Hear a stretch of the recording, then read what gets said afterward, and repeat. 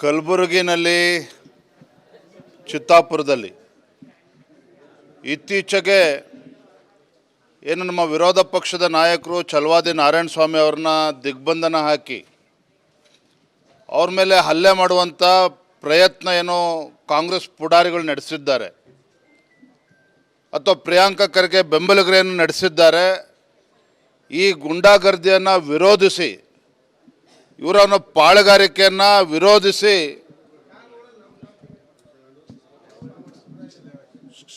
ಅಣ್ಣ ಗುಲ್ಬರ್ಗದಲ್ಲಿ ಇತ್ತೀಚೆಗೆ ಛಲವಾದಿ ನಾರಾಯಣಸ್ವಾಮಿ ಅವರು ಪ್ರವಾಸವನ್ನು ಕೈಗೊಂಡಾಗ ಅವರೇನೊಂದು ಹೇಳಿಕೆಯನ್ನು ನೀಡಿದ್ದಾರೆ ಅಂಥೇಳಿ ಅದನ್ನು ವಿರೋಧಿಸಿ ಒಬ್ಬ ದಲಿತ ಮುಖಂಡನನ್ನು ವಿರೋಧ ಪಕ್ಷದ ನಾಯಕರನ್ನು ಚಿತ್ತಾಪುರದಲ್ಲಿ 4-5 ತಾಸುಗಳ ಕಾಲ ಕೂಡಾಕಿ ಅವ್ರ ಮೇಲೆ ಹಲ್ಲೆ ಮಾಡ್ತಕ್ಕಂಥ ಪ್ರಯತ್ನವೂ ಕೂಡ ಕೆಲವು ಕಾಂಗ್ರೆಸ್ ಪುಡಾರಿಗಳೇನು ಮಾಡಿದ್ದಾರೆ, ಪ್ರಿಯಾಂಕಾ ಖರ್ಗೆ ಬೆಂಬಲಿಗರೇನು ನಡೆಸಿದ್ದಾರೆ. ಇದನ್ನು ಪ್ರತಿಭಟಿಸಿ ಇವತ್ತು ಕಲಬುರಗಿ ನಗರದಲ್ಲಿ ಒಂದು ಬೃಹತ್ ಪ್ರತಿಭಟನೆಯನ್ನು ಕಲಬುರಗಿ ಚಲೋವನ್ನು ಇವತ್ತು ಭಾರತೀಯ ಜನತಾ ಪಾರ್ಟಿ ಆಯೋಜನೆ ಮಾಡಿದ್ದೇವೆ. ಮತ್ತೊಬ್ಬರ ದಲಿತರ ಬೆಳವಣಿಗೆಯನ್ನು ಸಹಿಸ್ಕೊಳ್ಳೋದಕ್ಕೆ ಸಾಧ್ಯ ಆಗದೇನೆ ಈ ರೀತಿ ನಡೆದಿದೆ ಅಂತೇಳಿ ಕೆಲವರು ಆರೋಪಗಳನ್ನು ಕೂಡ ಮಾಡಿದ್ದಾರೆ. ಆದರೆ ಒಂದಂತೂ ಸತ್ಯ, ರಾಜ್ಯದಲ್ಲಿ ಕಾಂಗ್ರೆಸ್ ಸರ್ಕಾರ ಬಂದಾಗಿನಿಂದ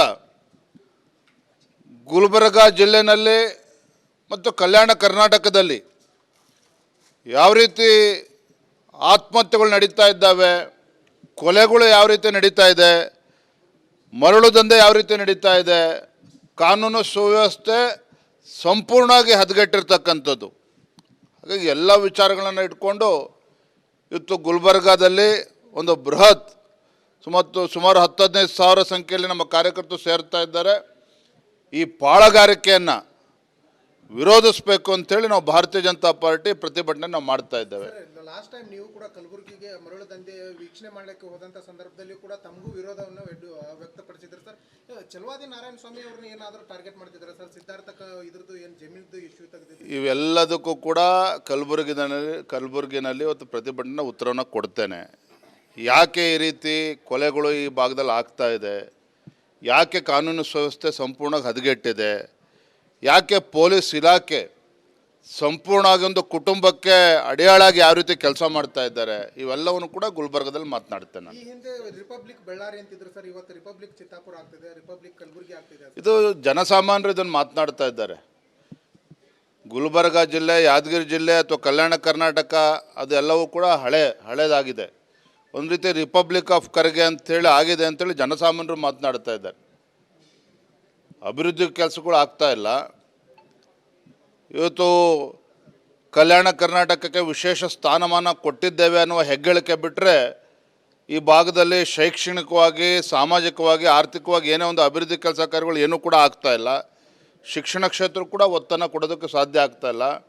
ಇದ್ರ ನಡುವೆ ಗುಂಡಾಗರ್ದಿಗಳು ಮಾತ್ರ ಜಾಸ್ತಿ ಆಗಿದೆ ಅನ್ನೋದನ್ನು ಜನಸಾಮಾನ್ಯರು ಹೇಳ್ತಾ ಇದ್ದಾರೆ. ಹಾಗಾಗಿ ಎಲ್ಲ ವಿಚಾರಗಳನ್ನು ಇಟ್ಕೊಂಡೇ ಇವತ್ತು ನಾವು ಗುಲ್ಬರ್ಗಕ್ಕೆ ಇಳಿದಿರ್ತಕ್ಕಂಥದ್ದು, ಪ್ರತಿಭಟನೆಗೆ ಇಳಿದಿರ್ತಕ್ಕಂಥದ್ದು. ಮತ್ತೊಂದು ಕಡೆ ರಾಜ್ಯ ಸರ್ಕಾರದ ಆದ್ಯತೆ ಬಗ್ಗೆನೂ ಕೂಡ ಹೆಚ್ಚು ನಾವು ಚರ್ಚೆ ಮಾಡಬೇಕಾಗಿದೆ. ರಾಜ್ಯದಲ್ಲಿ ಇವತ್ತು ಕಾಂಗ್ರೆಸ್ ಸರ್ಕಾರ ಬಂದಾಗಿನಿಂದ ಯಾವುದೇ ಅಭಿವೃದ್ಧಿ ಕೆಲಸ ಕಾರ್ಯಗಳು ಆಗ್ತಾ ಇಲ್ಲ. ಕೇವಲ ಗ್ಯಾರಂಟಿಗಳನ್ನು ನೀಡಿದ್ದೇವೆ ಅಂತ ಹೇಳಿ ರಾಜ್ಯವನ್ನು ಸಂಪೂರ್ಣವಾಗಿ ನಿರ್ಲಕ್ಷಣೆ ಮಾಡಿ ಅಭಿವೃದ್ಧಿ ಕೆಲಸ ಕಾರ್ಯಗಳನ್ನು ಮಾಡ್ದೇ ಹೊತ್ತು ಗುಲ್ಬರ್ಗ ಇರ್ಬೋದು, ಬೀದರ್ ಜಿಲ್ಲೆ ಇರ್ಬೋದು, ಯಾದಗಿರಿ ಜಿಲ್ಲೆ ಇರ್ಬೋದು, ಯಾವುದೇ ಅಭಿವೃದ್ಧಿ ಕೆಲಸ ಕಾರ್ಯಗಳನ್ನು ಮಾಡ್ದೇ ಶಾಸಕರುಗಳ ಕ್ಷೇತ್ರಗಳಿಗೆ ಅಭಿವೃದ್ಧಿಗೆ ಹಣವನ್ನು ನೀಡ್ದೇ ಒಂದು ನೀಡದೇ ಇರತಕ್ಕಂಥ ಒಂದು ಕೆಟ್ಟ ಸರ್ಕಾರ, ದುಷ್ಟ ಸರ್ಕಾರ ಇವತ್ತು ರಾಜ್ಯದಲ್ಲಿದೆ, ಕಾಂಗ್ರೆಸ್ ಸರ್ಕಾರ ಇದೆ. ಹಾಗಾಗಿ ಇವೆಲ್ಲವನ್ನು ಕೂಡ ತಾವು ನೋಡಿದ್ರೆ ಹಿಂದೆ ಜನಾಕ್ರೋಶ ಯಾತ್ರೆ ಮುಖೇನ ಇಡೀ ರಾಜ್ಯಾದ್ಯಂತ ಪ್ರವಾಸ ಮಾಡಿ ಇಂಥ ಜನವಿರೋಧಿ ಸರ್ಕಾರದ ಬಣ್ಣವನ್ನು ಬಯಲಿಗೆ ಎಳಿತಕ್ಕಂಥ ಕೆಲಸವನ್ನು ಕೂಡ ನಾವು ಮಾಡಿದ್ದೇವೆ. ಬರೋದಿಂದಲೂ ಕೂಡ ಈ ದುಷ್ಟ ಜನವಿರೋಧಿ, ರೈತ ವಿರೋಧಿ ಕಾಂಗ್ರೆಸ್ ಸರ್ಕಾರದ ವಿರುದ್ಧ, ಈ ಗುಂಡಾಗರ್ದಿ ಮಾಡತಕ್ಕಂಥ ಕಾಂಗ್ರೆಸ್ ಸರ್ಕಾರದ ವಿರುದ್ಧ ಮುಂದಿನ ದಿನಗಳಲ್ಲೂ ಕೂಡ ನಾವು ನಿರಂತರವಾಗಿ ಹೋರಾಟಗಳನ್ನು ನಾವು ಮಾಡ್ತೇವೆ. ಮೊದಲು ಛಲವಾದಿ ನಾರಾಯಣಸ್ವಾಮಿ ಅವ್ರನ್ನ ಏನು ಕೂಡ ಹಾಕಿ ಒಬ್ಬ ದಲಿತ ನಾಯಕನಿಗೆ ಯಾವ ರೀತಿ ಅಪಮಾನ ಮಾಡಿದ್ದಾರೆ ಇವತ್ತು ಕಲಬುರಗಿ ಜಿಲ್ಲೆಯಲ್ಲಿ ಅದಕ್ಕೆ ಉತ್ತರ ನೀಡಲಿ ಕಾಂಗ್ರೆಸ್ನವರು. ಇನ್ನು ಪರಮೇಶ್ವರ್ ಅವ್ರ ವಿಚಾರದಲ್ಲಿ ಹೇಳೋದಾದರೆ ಈಗಾಗಲೇ ಎನ್ಫೋರ್ಸ್ಮೆಂಟ್ ಡೈರೆಕ್ಟ್ರೇಟ್ ಅಲ್ಲಿಂದ ಮಾಹಿತಿಗಳು ಕೂಡ ಇವತ್ತು ಪತ್ರಿಕೆಗಳು ಕೂಡ ಉಲ್ಲೇಖ ಆಗಿದೆ. 40 ಲಕ್ಷ ರೂಪಾಯಿ ಚೆಕ್ಕು ಯಾರಿಗೆ ಹೋಗಿದೆ, ಏನಕ್ಕೆ ಹೋಗಿದೆ ಎಲ್ಲವೂ ಕೂಡ ತನಿಖೆ ಆಗಬೇಕಾಗ್ತದೆ. ಹಾಗಾಗಿ ಬರೋ ದಿನದಲ್ಲಿ ಎಲ್ಲ ಕೂಡ ಸತ್ಯಾಂಶ ಹೊರಬೀಳ್ತದೆ. ಎಲ್ಲದಕ್ಕೂ ಕೂಡ ಈ ರೀತಿ ಟಾರ್ಗೆಟ್ ಮಾಡ್ತಾ ಇದ್ದಾರೆ ಅಂತ ಆರೋಪ ಮಾಡ್ತಕ್ಕಂಥದ್ದು ಸರಿಯಲ್ಲ. ಸ್ವತಃ ಪರಮೇಶ್ವರ್ ಅವರು ಕೂಡ ಅದನ್ನು ಉಲ್ಲೇಖ ಮಾಡಿದ್ದಾರೆ. ನಮ್ಮ ಟಾರ್ಗೆಟ್ ಮಾಡಿಲ್ಲ, ತನಿಖೆ ನಡೀತದೆ, ಸಹಕಾರ ನೀಡ್ತಾನೆ ಅಂತೇಳಿ ಸ್ವತಃ ಗೃಹ ಸಚಿವರು ಕೂಡ ಹೇಳಿಕೆ ನೀಡಿದ್ದಾರೆ.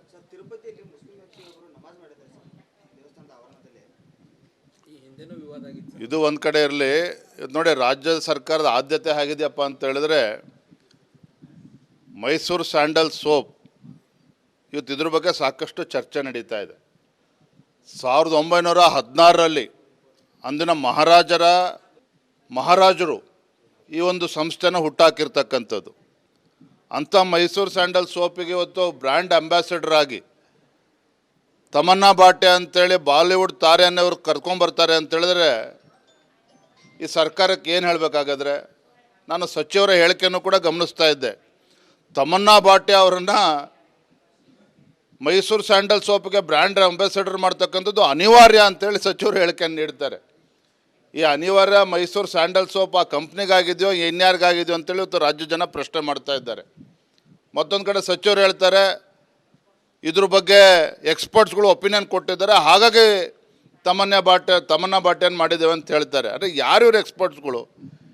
ಯಾಕೆ ಈ ರೀತಿ ರಾಜ್ಯಕ್ಕೆ ಪದೇ ಪದೇ ಅವಮಾನ ಮಾಡ್ತಾ ಇದ್ದೀರಿ? ನಮ್ಮ ರಾಜ್ಯದಲ್ಲಿ ಆ ರೀತಿ ಖ್ಯಾತ ಚಲನಚಿತ್ರ ನಟರು ನಟಿಯರೇ ಬೇಕು ಅಂತ ಹೇಳಿದರೆ ನಮ್ಮ ರಾಜ್ಯದಲ್ಲಿ ಯಾರು ಸಿಗಲಿಲ್ವಾ? ಹಾಗಾದರೆ ಒಳ್ಳೆ ಸಾಹಿತಿಗಳು ಸಿಗಲಿಲ್ವಾ? ಯಾಕೆ ಅಲ್ಲಿಂದನೇ ಹೊರ ರಾಜ್ಯದಿಂದನೇ ಯಾಕೆ ಅವ್ರನ್ನ ಕರ್ಕೊಂಬರ್ಬೇಕಾಗಿತ್ತು ಬ್ರ್ಯಾಂಡ್ ಅಂಬಾಸಿಡರ್ ಆಗಿ? ಅದು 6 ಕೋಟಿ ರೂಪಾಯಿ ಕೊಟ್ಟು. ಇವ್ರ ಯೋಗ್ಯತೆಗೆ ರಾಜ್ಯ ಸರ್ಕಾರ ಇವತ್ತು ನಮ್ಮ ಶಾಸಕರುಗಳ ಅಭಿವೃದ್ಧಿಗೆ, ಕ್ಷೇತ್ರಗಳ ಅಭಿವೃದ್ಧಿಗೆ ಹಣ ಕೊಡೋದಕ್ಕೆ ಸಾಧ್ಯ ಆಗ್ತಾ ಇಲ್ಲ. ಜಿಲ್ಲೆಯ ಅಭಿವೃದ್ಧಿಗಳಿಗೆ ಹಣವನ್ನು ಕೊಡೋದಕ್ಕೆ ಸಾಧ್ಯ ಆಗ್ತಾಯಿಲ್ಲ.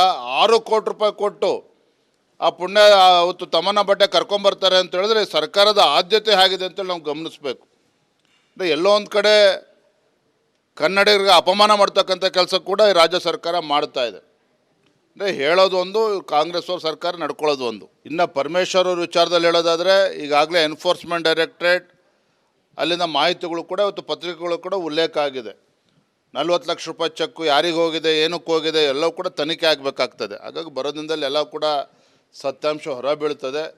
ಎಲ್ಲದಕ್ಕೂ ಕೂಡ ಈ ರೀತಿ ಟಾರ್ಗೆಟ್ ಮಾಡ್ತಾ ಇದ್ದಾರೆ ಅಂತ ಆರೋಪ ಮಾಡ್ತಕ್ಕಂಥದ್ದು ಸರಿಯಲ್ಲ. ಸ್ವತಃ ಪರಮೇಶ್ವರ್ ಅವರು ಕೂಡ ಅದನ್ನು ಉಲ್ಲೇಖ ಮಾಡಿದ್ದಾರೆ. ನಮ್ಮ ಟಾರ್ಗೆಟ್ ಮಾಡಿಲ್ಲ, ತನಿಖೆ ನಡೀತದೆ, ಸಹಕಾರ ನೀಡ್ತಾನೆ ಅಂತೇಳಿ ಸ್ವತಃ ಗೃಹ ಸಚಿವರು ಕೂಡ ಹೇಳಿಕೆ ನೀಡಿದ್ದಾರೆ.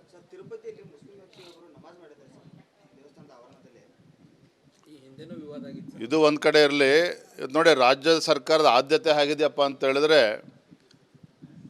ಮೈಸೂರು ಸ್ಯಾಂಡಲ್ ಸೋಪ್ ಇವತ್ತು ಇದ್ರ ಬಗ್ಗೆ ಸಾಕಷ್ಟು ಚರ್ಚೆ ನಡೀತಾ ಇದೆ. 1916ರಲ್ಲಿ ಅಂದಿನ ಮಹಾರಾಜರು ಈ ಒಂದು ಸಂಸ್ಥೆನ ಹುಟ್ಟಾಕಿರ್ತಕ್ಕಂಥದ್ದು. ಅಂಥ ಮೈಸೂರು ಸ್ಯಾಂಡಲ್ ಸೋಪಿಗೆ ಇವತ್ತು ಬ್ರ್ಯಾಂಡ್ ಅಂಬಾಸಿಡರ್ ಆಗಿ ತಮನ್ನಾ ಭಾಟೆ ಅಂತೇಳಿ ಬಾಲಿವುಡ್ ತಾರೆಯನ್ನೇ ಅವ್ರು ಕರ್ಕೊಂಬರ್ತಾರೆ ಅಂತೇಳಿದ್ರೆ ಈ ಸರ್ಕಾರಕ್ಕೆ ಏನು ಹೇಳಬೇಕಾಗಾದ್ರೆ, ನಾನು ಸಚಿವರ ಹೇಳಿಕೆಯನ್ನು ಕೂಡ ಗಮನಿಸ್ತಾ ಇದ್ದೆ. ತಮನ್ನಾ ಭಾಟೆ ಅವರನ್ನು ಮೈಸೂರು ಸ್ಯಾಂಡಲ್ ಸೋಪ್ಗೆ ಬ್ರ್ಯಾಂಡ್ ಅಂಬಾಸಿಡರ್ ಮಾಡ್ತಕ್ಕಂಥದ್ದು ಅನಿವಾರ್ಯ ಅಂತೇಳಿ ಸಚಿವರು ಹೇಳಿಕೆಯನ್ನು ನೀಡ್ತಾರೆ.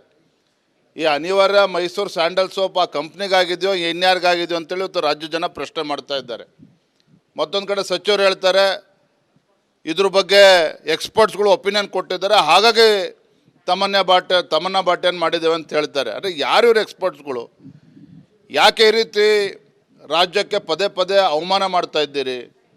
ನಮ್ಮ ರಾಜ್ಯದಲ್ಲಿ ಆ ರೀತಿ ಖ್ಯಾತ ಚಲನಚಿತ್ರ ನಟರು ನಟಿಯರೇ ಬೇಕು ಅಂತ ಹೇಳಿದರೆ ನಮ್ಮ ರಾಜ್ಯದಲ್ಲಿ ಯಾರು ಸಿಗಲಿಲ್ವಾ? ಹಾಗಾದರೆ ಒಳ್ಳೆ ಸಾಹಿತಿಗಳು ಸಿಗಲಿಲ್ವಾ? ಯಾಕೆ ಅಲ್ಲಿಂದನೇ ಹೊರ ರಾಜ್ಯದಿಂದನೇ ಯಾಕೆ ಅವ್ರನ್ನ ಕರ್ಕೊಂಬರ್ಬೇಕಾಗಿತ್ತು ಬ್ರ್ಯಾಂಡ್ ಅಂಬಾಸಿಡರ್ ಆಗಿ? ಅದು 6 ಕೋಟಿ ರೂಪಾಯಿ ಕೊಟ್ಟು. ಇವ್ರ ಯೋಗ್ಯತೆಗೆ ರಾಜ್ಯ ಸರ್ಕಾರ ಇವತ್ತು ನಮ್ಮ ಶಾಸಕರುಗಳ ಅಭಿವೃದ್ಧಿಗೆ, ಕ್ಷೇತ್ರಗಳ ಅಭಿವೃದ್ಧಿಗೆ ಹಣ ಕೊಡೋದಕ್ಕೆ ಸಾಧ್ಯ ಆಗ್ತಾ ಇಲ್ಲ. ಜಿಲ್ಲೆಯ ಅಭಿವೃದ್ಧಿಗಳಿಗೆ ಹಣವನ್ನು ಕೊಡೋದಕ್ಕೆ ಸಾಧ್ಯ ಆಗ್ತಾಯಿಲ್ಲ. 6 ಕೋಟಿ ರೂಪಾಯಿ ಕೊಟ್ಟು ಆ ಪುಣ್ಯ ಅವತ್ತು ತಮನ್ನಾ ಭಾಟೆ ಕರ್ಕೊಂಬರ್ತಾರೆ ಅಂತ ಹೇಳಿದ್ರೆ ಸರ್ಕಾರದ ಆದ್ಯತೆ ಆಗಿದೆ ಅಂತೇಳಿ ನಾವು ಗಮನಿಸಬೇಕು. ಅಂದರೆ ಎಲ್ಲೋ ಒಂದು ಕಡೆ ಕನ್ನಡಿಗರಿಗೆ ಅಪಮಾನ ಮಾಡ್ತಕ್ಕಂಥ ಕೆಲಸ ಕೂಡ ಈ ರಾಜ್ಯ ಸರ್ಕಾರ ಮಾಡ್ತಾ ಇದೆ.